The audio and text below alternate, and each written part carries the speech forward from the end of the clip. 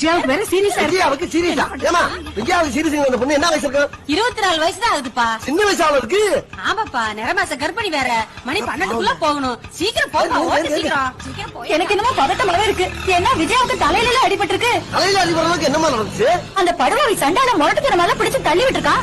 அவன் யாருன்னு சொல்லுங்க மாமி. லாரிய வாடகைக்கு எடுத்து கொள்றேன். அவன் அந்த ஆண்டவன் பாத்துப்பா, நீ போ.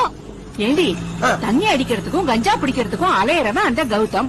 அவனை போய் லவ் பண்ணி அவதிப்படுறாளே. ஐயோ விஜயா பொழைச்சு எழுந்தாள்னா தெருக்கோடி பிள்ளையாருக்கு தேங்காய் உடைக்கிறதா வேண்டின்னு இருக்கேன். விஜயாவுக்கு என்னாச்சு? என்ன 12 மணிக்கு முன்ன வந்துட்டேன். விஜயாவுக்கு என்னாச்சு தெரியும்.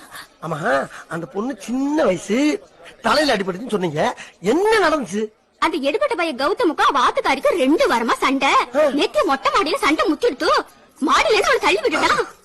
மாடியில இருந்து தள்ளி விட்டானா? அதுக்கப்புறம் என்னாச்சு? யாருக்கு தெரியும்?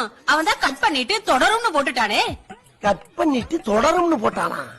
நீங்க எல்லாரும் எதை பத்தி பேசுறீங்க? நீ டிவில ஜீவநதி சீரியல் பாக்குறதே இல்லையா? அப்ப இவ்வளவு நேரம் சீரியல்ல நடந்ததை பத்தி தான் பேசிட்டு வர்றீங்களா?